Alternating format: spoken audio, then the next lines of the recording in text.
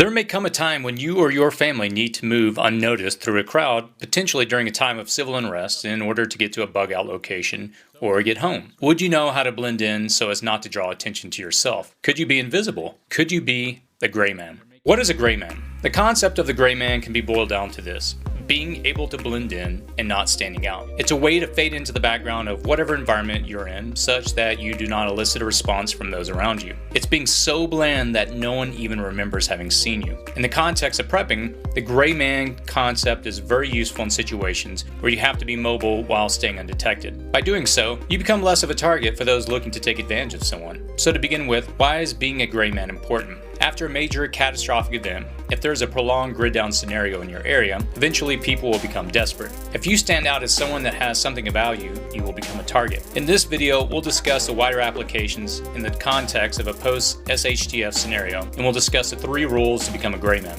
So let's jump in. Rule number 1, determine your baseline. So what is a baseline? In the context of this conversation, a baseline is determining what is normal for behavior and appearance for a given environment. For example, if I were at the beach, I'd expect people to be wearing swim trunks, t-shirts, bathing suits, and would expect someone to be relaxing. Whereas if I were in a boardroom meeting with C-level executives, I would expect formal dress attire like suits, and I would expect people to be acting in a professional, business-like manner. Not only is clothing part of the baseline, but how people are acting, moving, and behaving is important as well. So a baseline is a combination of many things that revolve around one single concept. What is normal for the given environment in regards to how people appear, move, talk, and act? So how do you determine the baseline in a new environment? Simple. Watch and observe. Before you head into a new environment, take a moment to look around to find out how people are dressing, acting, and behaving, and find a way to do the same. Your goal is to avoid acting or looking out of the norm. When it comes to the concept of the gray man, the goal is to avoid drawing attention to yourself, which leads us to the next point.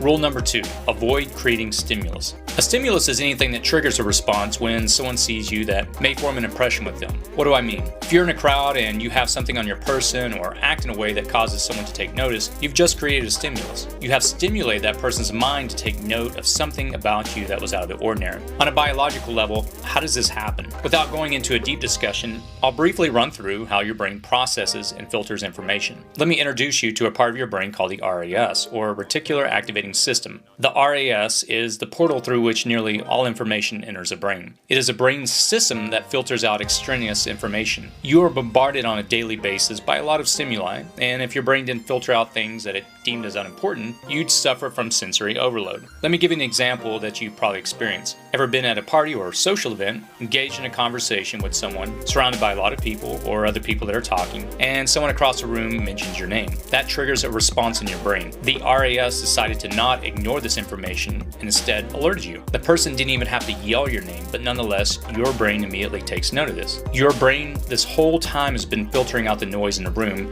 but prompted you to something that is important. In the context of this discussion regarding prepping, think about what you're wearing or doing that could be perceived as out of the norm that could trigger someone's attention. Going back to our discussion regarding the baseline, we don't want anything about our appearance such that someone looking at a crowd would notice something that stands out on our person. The moment we have created a stimuli in someone's mind, their attention is now on us. During a time of civil unrest, you don't want to draw attention to yourself. If you're trying to move through a crowd or in a neighborhood, you need to look normal, like you belong there. So how do we avoid creating stimulus? How do we match the baseline? Rule number 3. Blend in. Now that we have established a foundation regarding a baseline and how stimulus is created, let's chat about 4 things you have control over to help you blend in and become a gray man. Number 1, how you dress. To begin with, you want to wear clothing that is normal for your baseline. What are the people around you wearing? What is normal? In some parts of the country, wearing camouflage in public would be considered normal, whereas in other parts of the country, you're going to stick out like a turd in a punch bowl. Consider logos on your clothing. Wearing a shirt with a logo will probably trigger stimulus in someone's mind, whereas wearing a simple t-shirt with a muted color and no logos or markings probably wouldn't trigger anyone's attention. Again, remember from our previous discussion regarding the RAS, bland white noise is just filtered out of the mind, whereas markings or identifiers on your person will grab people's attention that could cause them to take note of you because they immediately identify something about you. I'll give you an example. I have a hat that I used to wear with an American flag morale patch. I was at a friend's party and a guy walked up and immediately struck up a conversation, and we were discussing firearms and local ranges we like to visit within a couple of minutes. I don't encounter a lot of these type of conversations here in Southern California, and in the course of the conversation he pointed out that the hat was a dead giveaway. When wearing it, I often get asked if I'm in the military. The hat which I like a lot, is probably best to be worn when I go to the range and I don't wear it anymore in public. Why? The hat causes an immediate stimulus with people and I've made an impression in their mind. In a hostile situation, someone may perceive me as a threat and target me first. The issue about becoming a gray man really isn't about wearing tactical looking clothing, but rather blending in with what other people are wearing around you. If you're not wanting to draw attention to yourself, avoid clothing that is not the baseline that could cause a stimulus in someone's mind. Number 2, eye contact. Avoid this if at all possible. Once you make eye contact with someone, you will instantly trigger a stimulus in that person's mind. You ever been to the mall and walked by a kiosk where someone is trying to sell something? What are they trying to do? They're trying to get your attention to come buy their product. The moment you make eye contact, they will try to draw you in. When walking by, I tend to keep my eyes focused forward so that this connection is not made. In a grid down scenario, having eye contact gives someone a reason to engage with you. In addition to eye contact, avoid getting into conversations when possible. This is a worst case, as a conversation will form a lot of impressions in someone's mind about you. Number 3, demeanor. Do not appear threatening. Even though you may be carrying a concealed weapon, the last thing you would want is to draw someone into an engagement, and by having a casual, calm look, you lessen your chance that someone may notice you. When observing your surroundings, be casual about it. Instead of making it obvious by moving your head and eyes while scanning the room, instead use a prop like reading a newspaper or looking at your phone so that you can use your peripheral vision. Number 4, smell. For those that enjoy hunting, you know this principle all too well. If you're upwind and have a strong smell, the animals will pick up on this and leave. You've created a stimulus that triggers that animal that there's a threat. Something isn't quite right. In the context of our conversation, a smell can make an impression that someone will take note of you. So, what are the applications of the gray man in a pre-SHTF scenario? As I've pointed out in many of my videos, the less information you give your neighbors in regards to your preps, the better. Whether you're dressed with clothing that screams tactical or you share your political views with neighbors, they begin to obviously gather information about what you share, and you are making an impression. Being a gray man with your neighbors doesn't necessarily mean they never notice you, but rather don't provide stimulus that tips them off that you are probably someone with preps. If things go sideways or there's catastrophe in your area, they'll remember you're the guy with the tactical looking clothing, loads guns into his car to go to the range, and has the NRA sticker on his cars. You're the guy that might have the gear and supplies they need for survival. I purposefully don't have any stickers on my cars for this very reason. I don't want to trigger a stimulus in someone's mind. I just want to be another neighbor. Remember what they say about first impressions? People will always remember that first impression.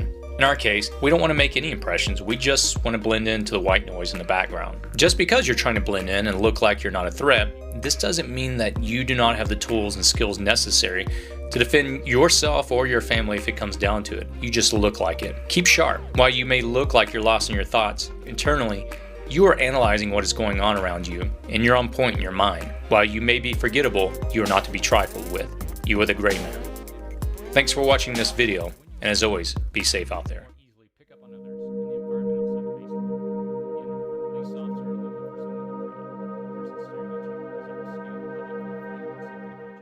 Several years ago, I made a video on becoming the gray man, how to blend in and go unnoticed in public. Since then, I have talked to more experts in undercover, observational, and investigative work and learned even more about how people are discovered when trying to go unnoticed. So I thought this would be an excellent time to expand upon the first video and discuss 4 new key areas to becoming a gray man. There may come a time when you or your family need to move unnoticed through a crowd, potentially during a time of civil unrest, to get to a bug out location or get home. Would you know how to blend in or not draw attention to yourself? Could you become invisible? Could you become the gray man? In the first video, I discussed baseline in the context of what is typical for a given environment. I recommended observing the environment and choosing clothes and actions that fit into that environment. Imagine the baseline as the smooth surface of a lake. What's below is hidden. What is above is ordinary. If there is a disruption in the water, our attention is drawn toward the interruption. Our minds automatically begin to question the origin and intent of the disruption. Was it a bird? Was it a fish? A rock falling? Or a person? Genuinely knowing the baseline comes down to answering a few questions for yourself about whatever environment you're passing through before you find yourself there or while you're in it. First, what are the everyday activities of the location and the time of the day's activities? Are you passing through a business district? Do you look like everyone else, coming from or going to work, or out on the lunch break? Every area has a regularly scheduled pattern. Resident areas have people walking in the early mornings and early evenings, but not usually during midday. Cities have a flurry of activity before and after work and during lunch hours. Regarding clothing, if you're in a military-style jacket because that's part of your bug-out gear, you'll look very out of place. Consider what people carried their items in when they moved through the area. Placing the military-style jacket and other items in a large retail store shopping bag, for instance, would make you look just like every other shopper in the area. Second, what is the economic and ethnic background of the region you're passing through at the moment? The more prosperous or the more impoverished the neighborhood, the more likely you are to stand out. You'll always want to choose the blandest and average clothing.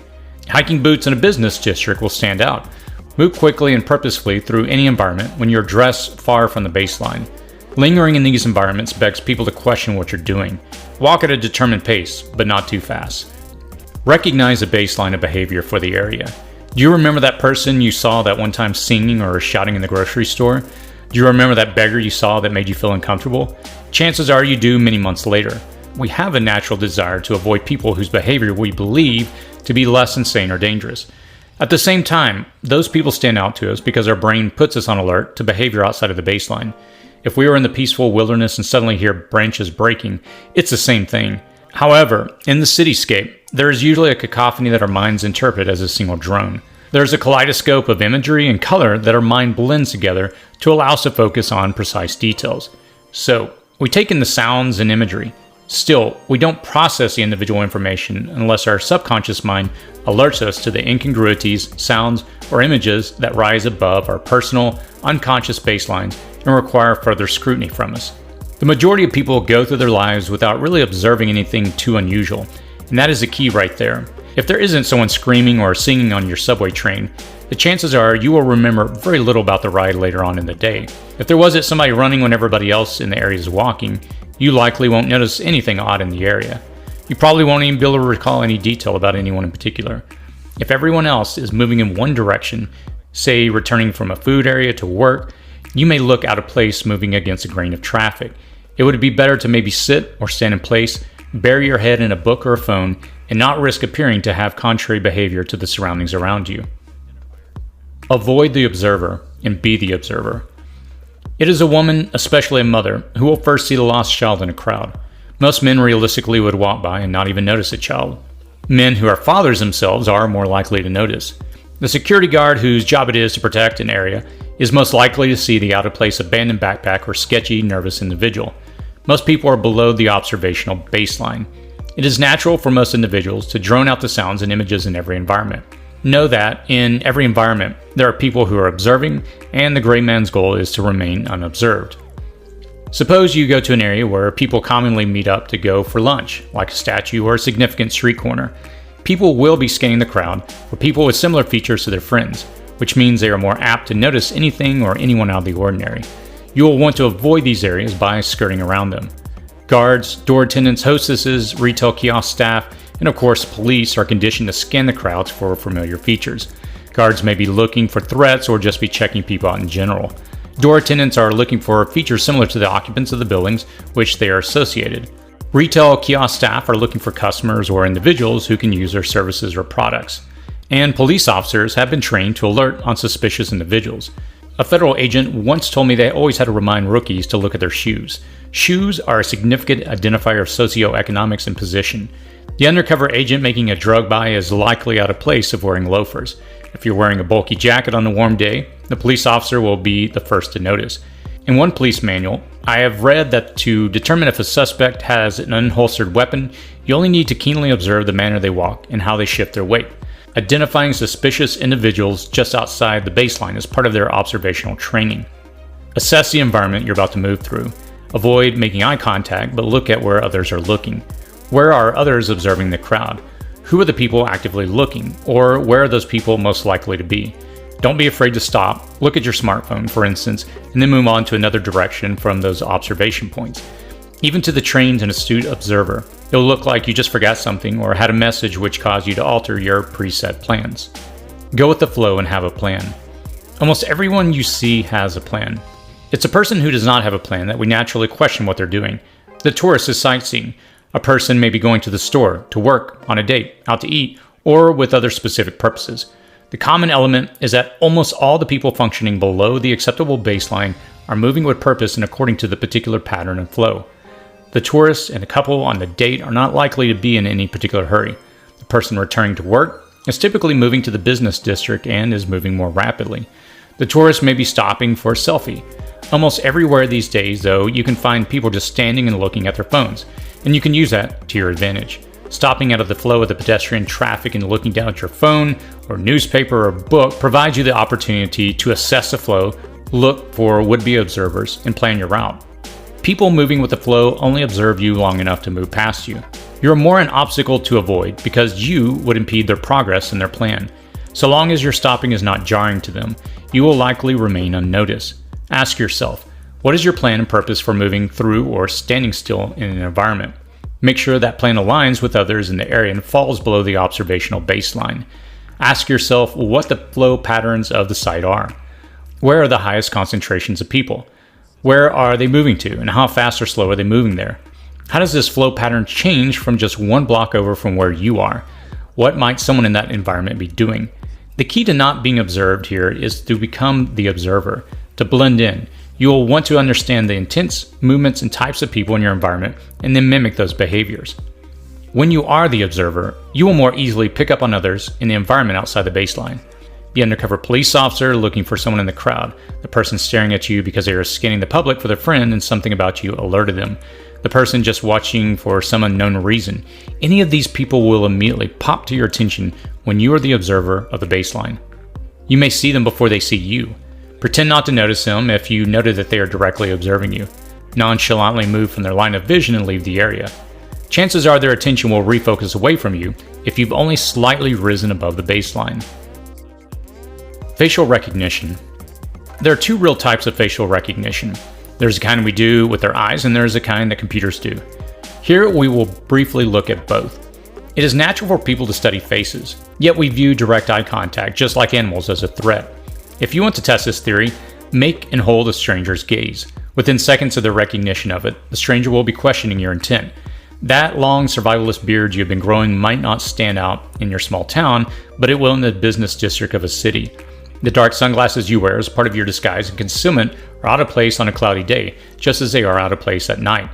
A cowboy hat in a city setting would look out of place, but a baseball cap on the local sports team falls under the baseline because people in that area are accustomed to seeing that. A hoodie may be out of place in one environment, but perfectly natural in another.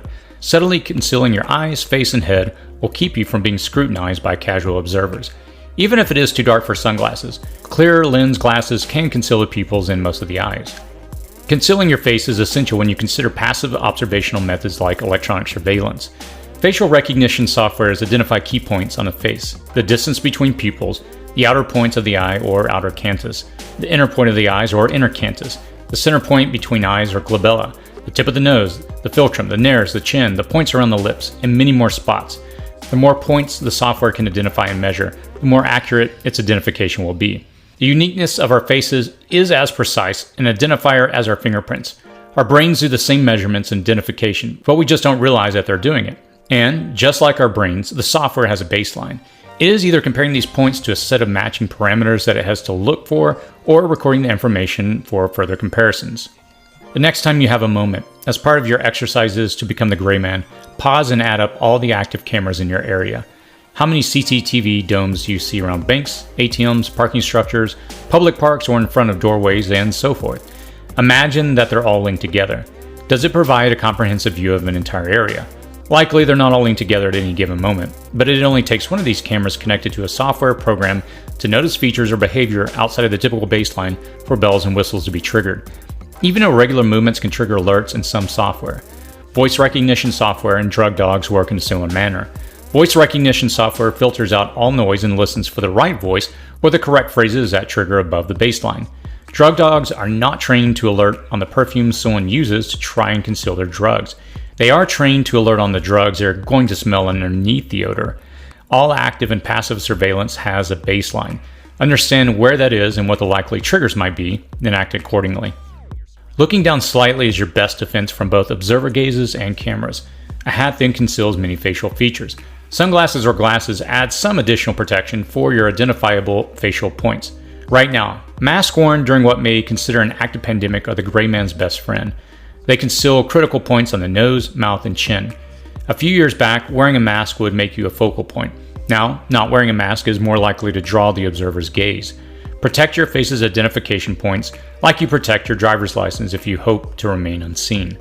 Your ability to go unnoticed in both calm and chaotic environments depends on your ability to observe and emulate the baselines of appearance, behavior, and flow. Be the observer instead of the observed. Act as if you have a specific intent and direction and move accordingly through the area. Be aware of your face and the identifiers it has. Do your best to conceal yourself within the natural parameters of the dress and the environment. Remember, the baseline is like a calm surface of the water. You will want to avoid anything that could disturb that calm surface and register with either people or software. If you found this video informative and helpful, please feel free to like it and share it with your friends, family, and community. If you have any comments or anything you'd like to share, please feel free to leave a comment in the comments section below. I usually try to read the comments and respond to them when I can, and that's usually within the first hour of releasing the video. If you'd like to be notified when other videos become available, you may want to subscribe to this channel. As always, stay safe out there.